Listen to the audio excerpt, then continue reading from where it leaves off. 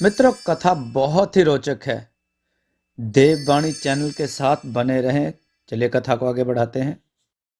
संभव है षड्यंत्रकारी आपको राजकुमार के प्रति भड़काने के लिए संदेहास्पद कार्यकलाप कर रहे हों, इसलिए आप सोच समझकर कदम उठाएं।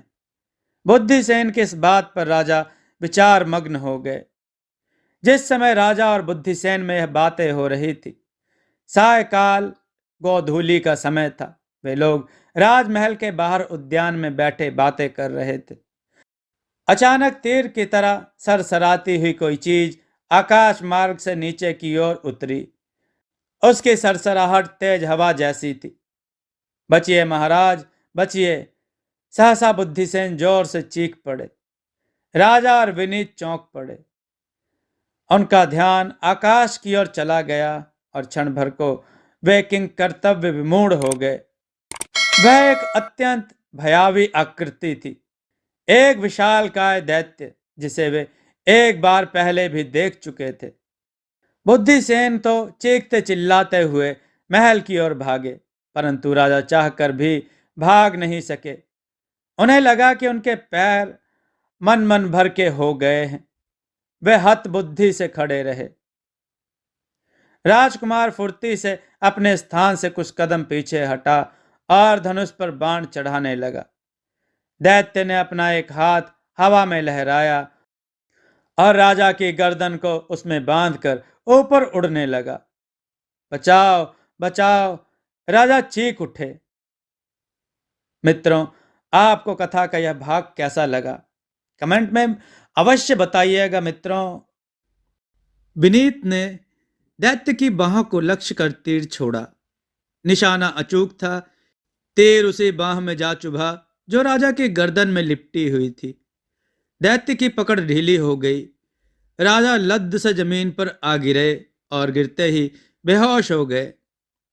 अब तक चीख पुकार सुनकर तमाम सैनिक और सिपाही वहां एकत्र हो चुके थे, लेकिन उनसे कुछ करते धरते ना बनता था। दैत्य की बाह से खून टपक रहा था और अपने उद्देश्य में असफल होकर वह तेजी से विपरीत दिशा में उड़ता जा रहा था। विनीत ने जमीन पर दौड़ते हुए उस पर दूसरा तीर छोड़ा तो वह घायल गिद्ध की भांति धरती की ओर आने लगा। चोट के कारण वह ऊपर उड़ने में असमर्थ हो चुका था। एक दुर्घटनाग्रस्त वायुयान की तरह वह राजमहल से 1 मील की दूरी पर स्थित जंगल में पैरों के बल सीधा गिरा। दैव्य योग से वहां पर एक विशाल का अजगर अपना भयानक मुंह खोले लंबी लंबी सांसें ले रहा था। दैत्य अजगर के मुंह में समाने लगा। यह देखकर राजकुमार ने दैत्य और अजगर दोनों पर तीर छोड़े।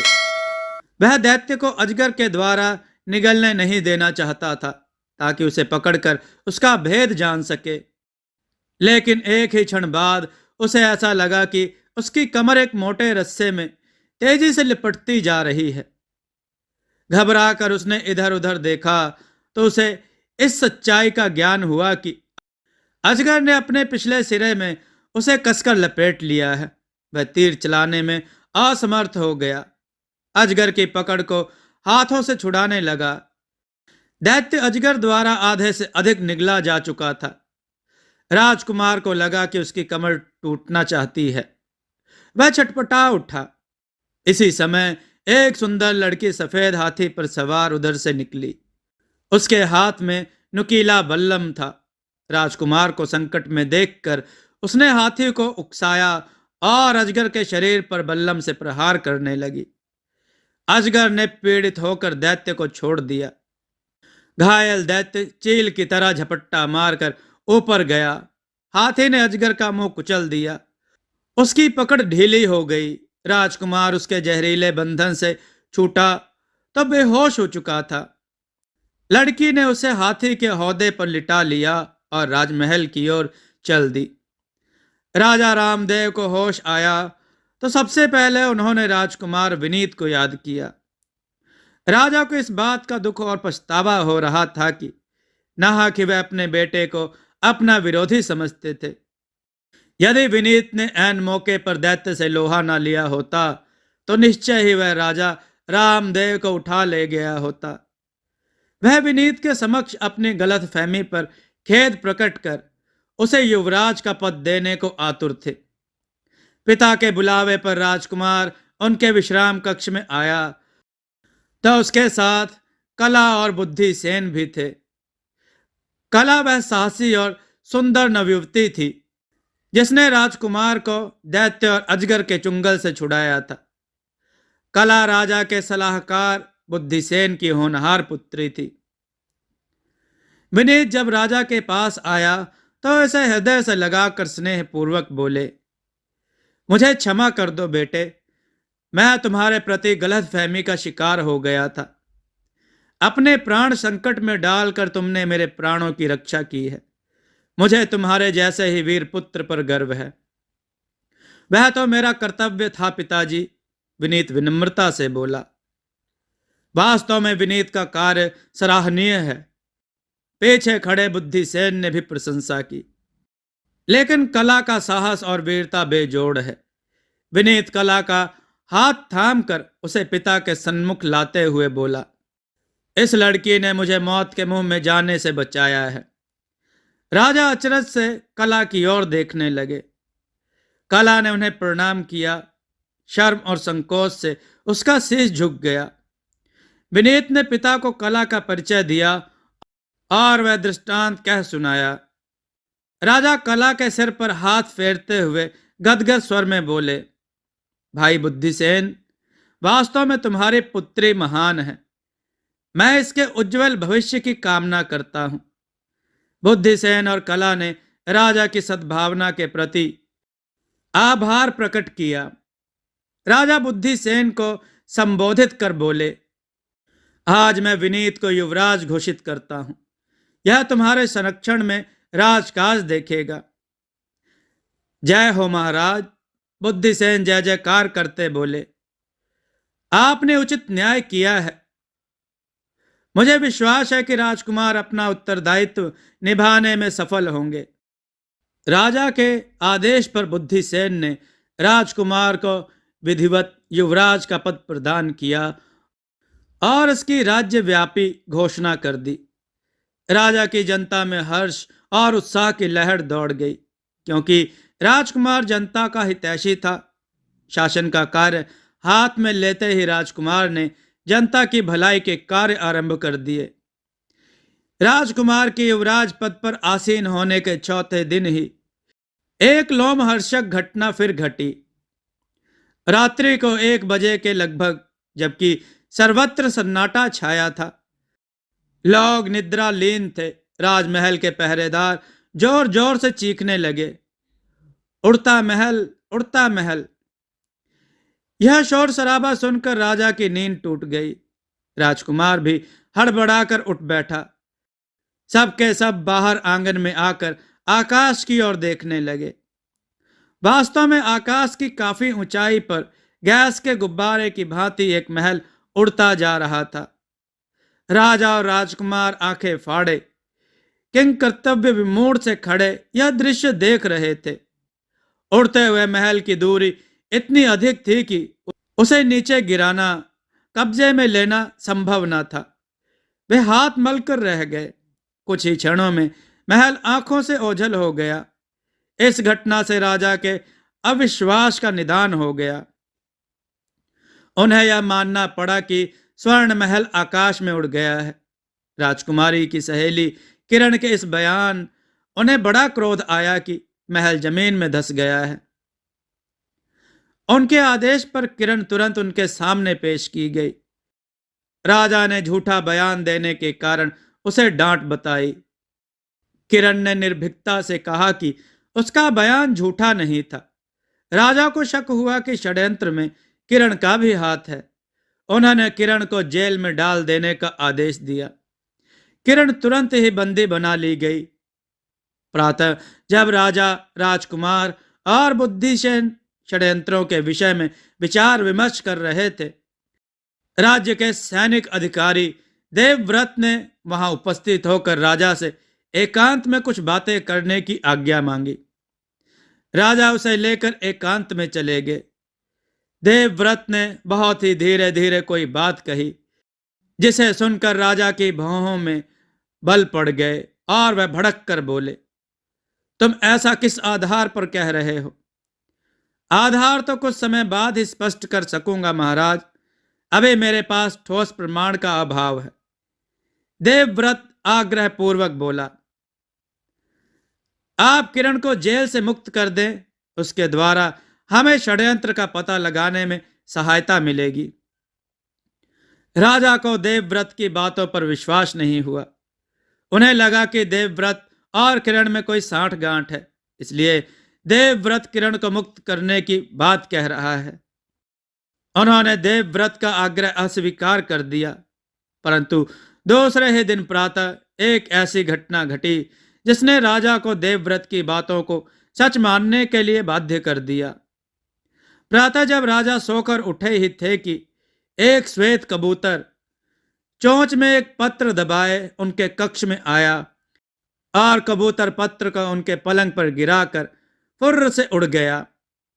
जब तक राजा कबूतर को पकड़ने का कोई प्रयास करते, वह आकाश की ऊंचाइयों में विलुप्त हो चुका था। हार कर राजा ने वह पत्र उठाया और उसे पढ़ते ही दुख और क्रोध से बिलबिला उठे। वह पत्र उनकी पुत्री स्वर्ण प्रभा की हस्तलिपि में था। पत्र में स्वर्ण प्रभा ने अक्षरशः वे ही बातें लिखी थी जो उसे काले नकाबधारी ने लिखने के लिए बाध्य किया था।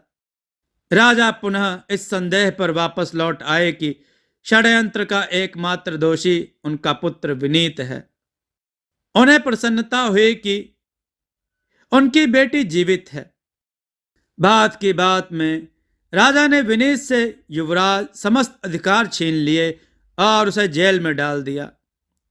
युवराज के बंदी बनाए जाने के समाचार से कला बहुत दुखी हुई। उसने अपने पिता बुद्धिसेन से विनीत की मुक्ति की सिफारिश की। बुद्धिसेन असमर्थता प्रकट करते हुए बोले, स्वर्ण प्रभा के हस्तलिपि पत्र ने राजा को पागल बना दिया है। अब वह किसी भी कीमत पर विनीत को क्षमा नहीं कर सकते। यदि मैंने उनसे सिफारिश की तो मुझ पर ही नाराज हो जाएंगे। मैं राजा से स्वयं मिलूंगी। कला निर्भीकता से बोली, मेरा दिल कहता है कि युवराज निर्दोष है। उनके जैसा सहृदय और कर्तव्यपरायण युवक अपने पिता के विरुद्ध षड्यंत्र नहीं रच सकता। बुद्धिसेन जानते थे कि कला युवराज विनीत की बाल मित्र है, वह उसकी भलाई के लिए कुछ भी कर सकती है। कला ने राजा के पास जाकर विनीत को मुक्त करने का आग्रह किया तो राजा कठोरता से बोले, ऐसे मामलों में मैं किसी की सिफारिश नहीं सुनता। विनीत धूर्त, विश्वासघाती और देशद्रोही है। यदि 2 सप्ताह के भीतर उसने अपने अपराधों को स्वीकार न किया तो मैं उसे सूली पर चढ़ा दूंगा। राजा के इस निर्णय से कला कांप उठी। वह नम्र स्वर में बोली, महाराज, यदि यह सिद्ध हो जाए कि विनीत निर्दोष है तब मैं उसे सहसम्मान बरी करके राज मुकुट सौंप दूंगा। इसके लिए आप 1 माह की मोहलत दें। तुम्हें विनीत से इतनी हमदर्दी क्यों है? राजा ने सहसा ही पूछा। कला झेप गई, फिर गंभीर होकर बोली, वह मेरे बाल मित्र और सहपाठी हैं। उन्हें संकटों से मुक्ति दिलाना मेरा कर्तव्य है। ठीक है, तुम अपने कर्तव्य का पालन अवश्य करो, लेकिन यदि 1 माह में तुम विनीत को निर्दोष साबित ना कर सकी तो तुम्हें भी दंड का भागी होना पड़ेगा। जी, यदि मैं सफल हो गई तो तब मैं तुम्हें मुंह मांगा पुरस्कार दूंगा। मेरी एक प्रार्थना है। वह क्या? राजा ने उत्सुकता से पूछा। मैं केवल एक बार युवराज विनीत से मिलकर कुछ आवश्यक बातें करना चाहती हूं। राजा ने सहर्ष अनुमति दे दी। कला विनीत से मिलने जेल की ओर चल दी। वह राज्य में होने वाली घटनाओं से भली भांति परिचित थी और उनके कारण और निवारण में अभिरुचि रखती थी। एक दिन रात को उस समय राजमहल में खलबली मच गई जब खुफिया अधिकारी सुनीत वहां सहसा ही प्रकट हो गया। सुनीत को सही सलामत देखकर सबकी आंखें अचरज से फैल गई। राजा को ऐसा लगा मानो वह सपना देख रहे हो। सुनीत हंसकर बोला, आप लोगों का चकित होना स्वाभाविक है महाराज, क्योंकि आप लोगों ने मुझे रहस्यमय तालाब में डूब जाते देखा था। हाँ सुनीत, तुम्हें जीवित और सकुशल देखकर जितनी खुशी हो रही है, उतना ही आश्चर्य भी। तुम बच कैसे गए? इतने दिनों तक कहाँ थे? यह एक बहुत लंबी और रहस्यपूर्ण कहानी है महाराज। सुनीत लंबी निश्वास छोड़कर बोला, मुझे आपकी सेवा अभी और करनी थी, इसलिए ईश्वर ने मुझे बचा लिया। मुझे तुम्हारी राजभक्ति और कर्तव्य निष्ठा पर गर्व है। राजा ने उसे गले से लगा लिया। सुनीत के सहसा प्रकट होने से राजमहल में दर्शकों की भीड़ जमा हो गई थी। इन दर्शकों में कला भी थी, जो सुनीत की बातें बड़े ध्यान से सुन रही थी और उसे बहुत गौर से देख रही थी। राजा सुनीत से उसके लापता हो जाने की रहस्यपूर्ण कहानी को सुनने के लिए अधिक उत्सुक थे। अतः वह सुनीत को लेकर एकांत में चले गए। भीड़ छट गई। इसके 2 घंटे बाद रात को लगभग 10 बजे सुनीत राजा से विदा लेकर अपने निवास स्थान की ओर चल पड़ा। सुनीत अविवाहित नवयुवक था। वह राजमहल से 2 मील की दूरी पर स्थित एक राजकीय भवन में अकेला रहता था। वह घोड़े पर बैठा अपने निवास स्थान की ओर चला जा रहा था। उसे इस बात का आभास भी न था कि कोई उसका पीछा कर रहा है। पीछा करने वाला इस ढंग से पीछा कर रहा था कि वह एक दूसरे को देख नहीं सकते थे। अपने भवन के सामने पहुंचकर सुनीत घोड़े से उतरा, इधर उधर देखा और तेजी से आगे बढ़ा। उस समय पीछा करने वाला एक पेड़ की आड़ में खड़ा होकर उसकी गतिविधि देख रहा था। सुनीत का पीछा करने वाले की आंखें सुनीत के भवन के मुख्य द्वार पर लगी थी, शायद इस आशा में कि सुनीत पुनः बाहर आएगा। कुछ ही देर बाद सुनीत के भवन का मुख्य द्वार खुला और एक साधु दिखने वाला व्यक्ति बाहर निकला। बाहर निकलकर उसने भवन के द्वार पर ताला लगा दिया। उस साधु के शरीर पर केसरिया वस्त्र था, दाढ़ी खूब लंबी और सन जैसी सफेद। एक हाथ में त्रिशूल और दूसरे हाथ में कमंडल था। पीछा करने वाला साधु को देखकर चकित रह गया। उसकी समझ में यह बात नहीं आ रही थी कि सुनीत के भवन में आखिर यह साधु कहां से आ गया। सबसे अधिक आश्चर्य की बात तो यह थी कि अभी कुछ देर पहले सुनीत ने खुद ही भवन का ताला खोला था, तो क्या साधु पहले से भवन में कैद था? दूसरी बात यह कि बाहर निकलते हुए साधु ने दरवाजे पर ताला लगा दिया था। इसके माने उसने सुनीत को भवन में कैद कर दिया। सुनीत का पीछा करने वाला असमंजस में पड़ गया। अचानक उसके दिमाग में एक बात आई। ऐसा तो नहीं कि सुनीत और साधु दोनों एक ही व्यक्ति के 2 रूप हों। उसे लगा कि दाल में कुछ काला जरूर है। उसने साधु का पीछा करने की ठानी। साधु भवन की विपरीत दिशा में तेजी से चला जा रहा था। मित्रों, कथा बहुत ही रोचक है। देववाणी चैनल को सब्सक्राइब करके इसके साथ बने रहें और कथा को लाइक जरूर करें। आगे की कथा जरूर सुने मित्रों।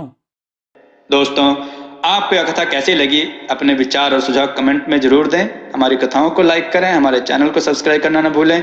हमारी कथाओं को शेयर जरूर करें, जिससे लोगों को अच्छा ज्ञान प्राप्त हो। जय श्री राम भक्तों।